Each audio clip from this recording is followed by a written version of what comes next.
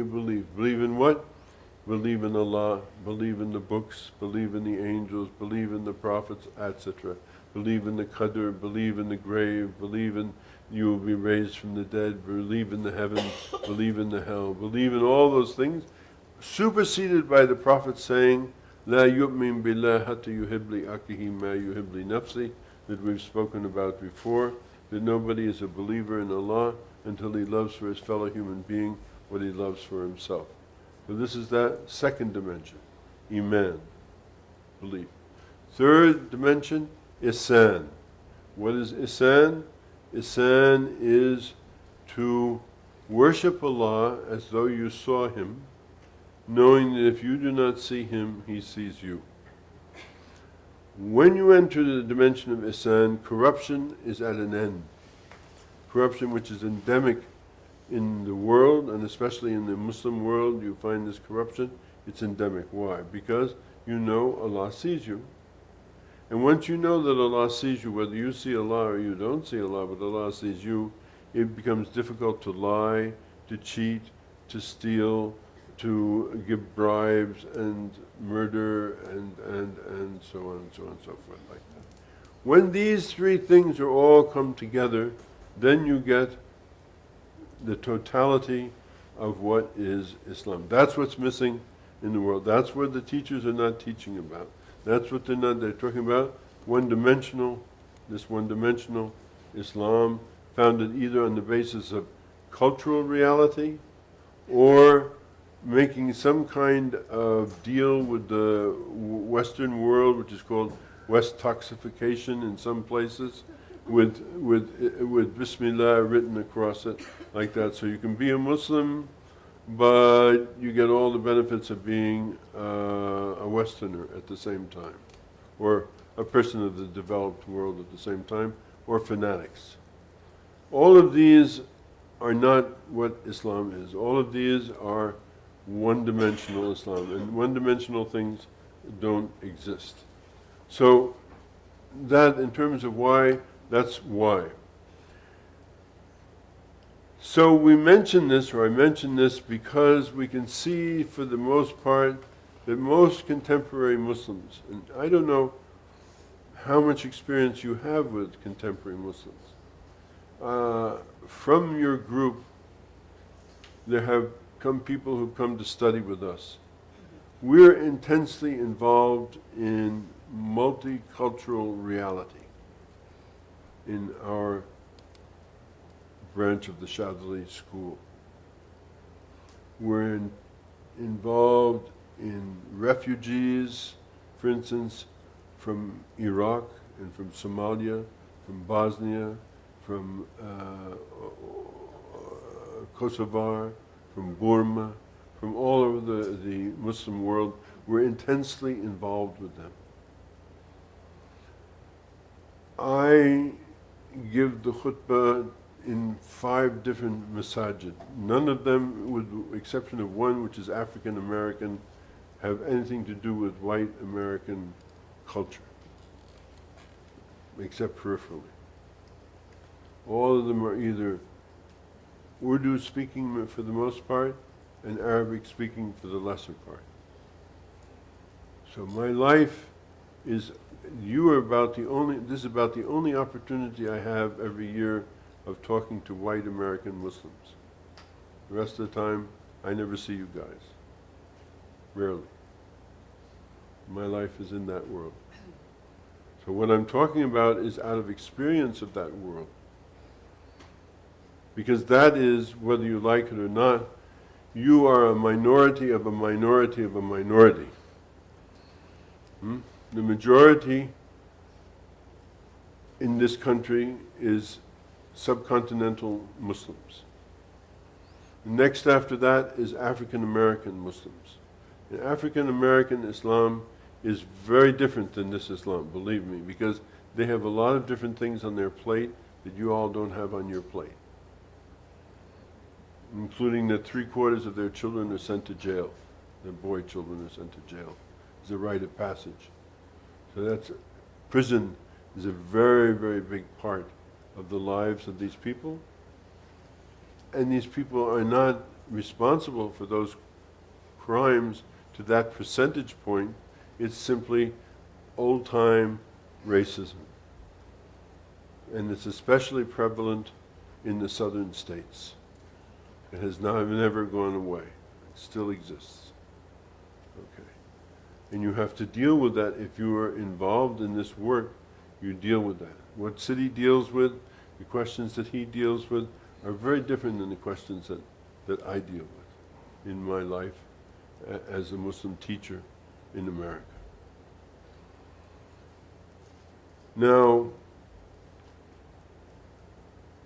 one of the big problems that we're dealing with is the fact that in the last 10 years, the government of Saudi Arabia has spent some $80 billion on pushing a particular viewpoint of Islam. It's a lot of money. And the way it works is this. They come into a masjid, and let's say these fans in the masjid aren't working so well. So they come and they pray and like this, and then they meet the imam. Where's Yunus? He's not here. Okay. So they find Yunus. They say, should be a lot cooler in here. Or like, you guys have heard that vacuum cleaner that they use here? Huh? Helicopter? I don't know what it is. I mean, you think with the, budget here, they can afford a decent vacuum cleaner, So they come to, but a lot of these places are really poor. And they come to him and say, that thing is really a noisy old thing, Don't you think you'd be better off with a nice quiet Dyson? Yeah, that'd be cool, yeah. So, well, let us get you one. So in comes the Dyson. Mashallah, And then they notice that, all of the wudu stations leak a little bit. Say, well, could we send a plumber around and fix that? That would be useful. And these are little things, and these little things are seen to.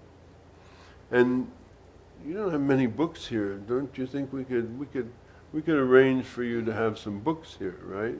These books, of course, are propaganda books, basically. Propaganda in that many hadith are left out of them, intentionally. And they represent a particular viewpoint. Okay? Then they say to the imam, how would you like to make Hajj? Free. All expenses paid. How much are they charging you for Hajj? $8,000. $8,000. You got a wife? Mm-hmm. How much is that? That's $8,000. $16,000? A lot of money. I tell you, a poor guy in India can get $8,000 to pay for Hajj. Or they come to schools, like my son was studying Arabic at Georgetown University. They come and they offer you all expenses paid Hajj. All expenses paid Hajj. These are air-conditioned tents. But you get 3 hours a day of lectures. That's also part of it, right? They don't mention that. This way, like that. Now we come back, now the imam comes back, and he has a Quran class for kids. Say, well, gee, we could take those kids for 6 months and give them a all expenses paid 6-month Quran intensive school. Great. This way, you see, this is the way it works. This is like the communists did with Patrice Lumumba University in Moscow. It's a propaganda war. And this way, a particular thing is put into people's minds. Why is this put into people's minds, okay? Now, why? Because we're talking about why, all right? And excuse me if you think that I'm digressing into politics, but it's very important to understand that because this is the world that we live in. The Prophet, remember when I told you about Fatima, alayha salam, on her wedding night? And somebody came to the door, a poor girl, and she said, I don't have anything to wear to this festive occasion. And Fatima took off her wedding dress and gave it to the girl. You remember that? Do you remember, I didn't tell you the story of Umar al-Khattab radiallahu ta'ala anhu, the second of the Khulafa Rashidun. He was giving a khutbah, and you know when you give a khutbah everybody's supposed to be silent. And a lady got up in the back of the masjid and said, Ya Umar, explain to me this. Your words are sweet, but I went to bed hungry last night. He was appalled by this. How could it be in a community that had now become wealthy that any member of the community should go to bed hungry? How could that be? So he, who was the leader and the ruler of the community, made it his practice that every night he would tour Medina to be sure that there was nobody hungry. The Prophet ﷺ never went to bed with food in his house. He made sure that it was given away every day. This was his way. This is not the way of these people, these rulers. This is not the way of them. We had talked to you, for instance, about this man by the name of Prince Al-Walid bin Talal of the Kingdom of Saudi Arabia, who has massive holdings in companies like Apple, PepsiCo, Procter & Gamble, News Corporation. He's one of the large holders in Fox News, as well as trophy assets that he holds, like the Hotel George V in Paris, and a private Airbus 380, the first that was ever sold to a private owner, which is the most expensive private plane in the world, put together at the cost of $488 million. Remember that? $488 million. At the same time, he lives in Jeddah. He has a company called Kingdom Holdings. The same time in Somalia, which is about 700 air miles away, or an hour and a half in that plane, a child is dying every 6 minutes. That's impossible. That's impossible.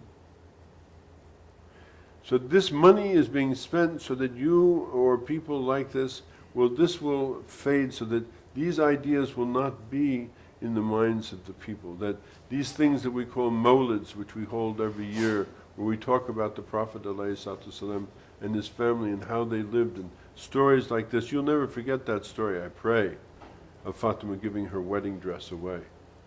Especially you ladies, because you know exactly what's meant by that. The kindness of her heart in doing something like this.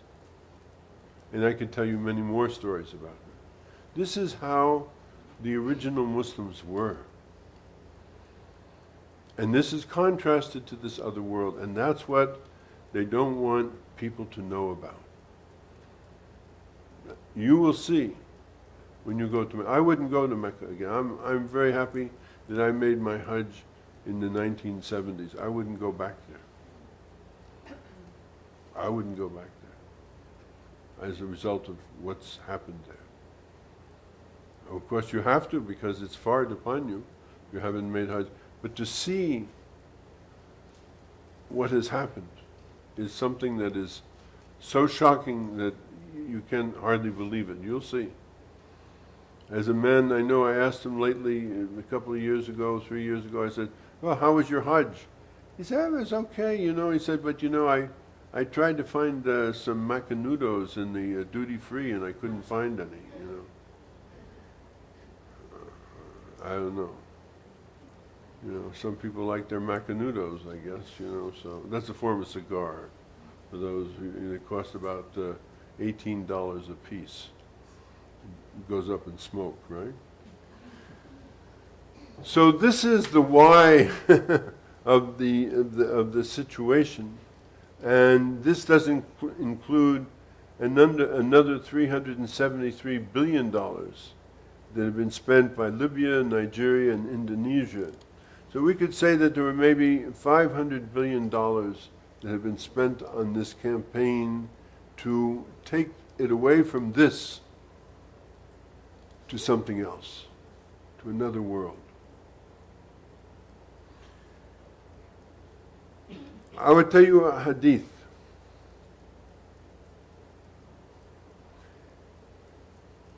This hadith is a vast ocean of knowledge, for it contains teachings that bring happiness, pleasure, relief, and community or bonding within this community. Anybody who practices this hadith will be saved from the fire of hell. This is the Prophet speaking, alayhi salatu wasalam. He will be raised from the lowest levels. Remember how we've been talking about asfala safilin? To the highest levels of faith. It will carry Muslims from the worst behavior to be among the best people.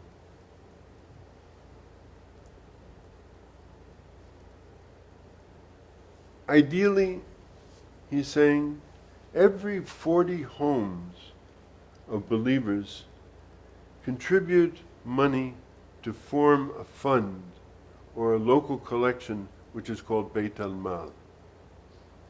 So from this community there's a Beit al-Mal. From any community, there's a majority of masjids in America and every place else for that matter are neighborhood organizations, basically. They form this thing like this for the benefit of all the people, of helping the less fortunate.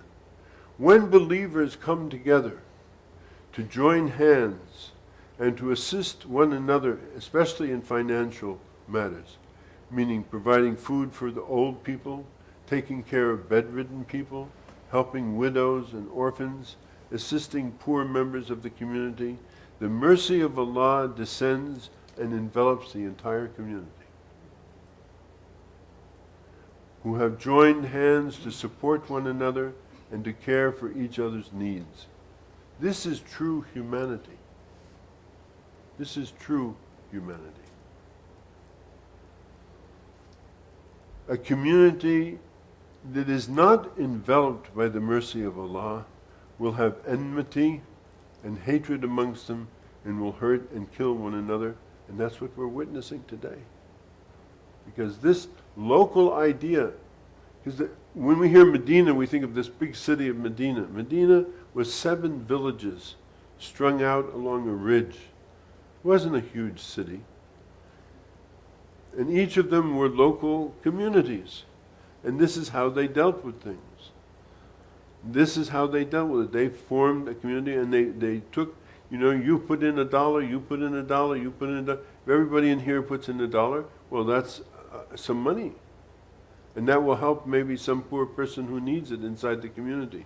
Is what they call, I forget, there's loans in Bangladesh and places like that, micro loans, sorry, I forgot.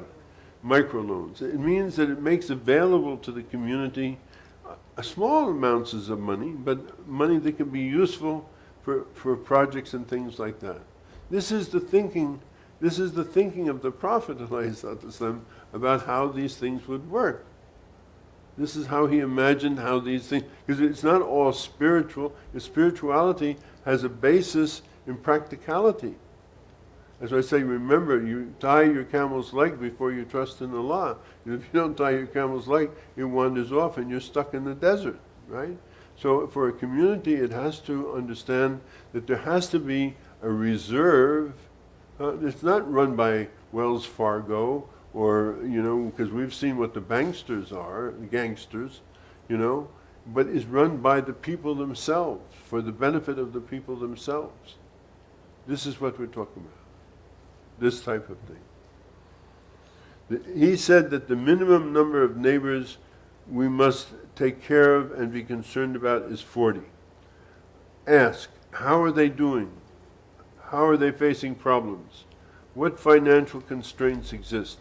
What illnesses exist? What difficulties exist? have people been overcome with suffering. We must take note and we must be concerned as a community. If you want this community to be a living community, this is the way you have to think.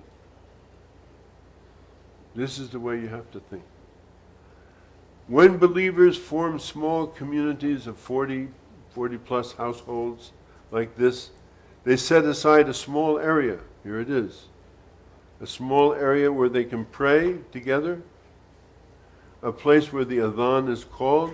MashaAllah. This is one of the few places in America that adhan is called out loud in the air. Every day. We do it where we are. We open the window and we call. I asked my sheikh, who are we calling? There's nobody out there. It's just us after all. He said, well, first of all, there's the angels. And he said, you don't know. This call may touch somebody, may reach somebody, may call them. A friend of mine, a hippie in the 1960s, getting stoned and all that stuff, went to Morocco, got stoned and fell asleep on a beach, right? And he was pretty far off for the care, and some guy came and picked him up and took him home and fed him some soup and put him to bed and like that. And in the morning he heard this, Allahu Akbar, Allahu Akbar. I said, whoa, what's that? He said, that's the call to prayer. The what? That's the call. He just thought that Morocco was a place you went to get stoned, right?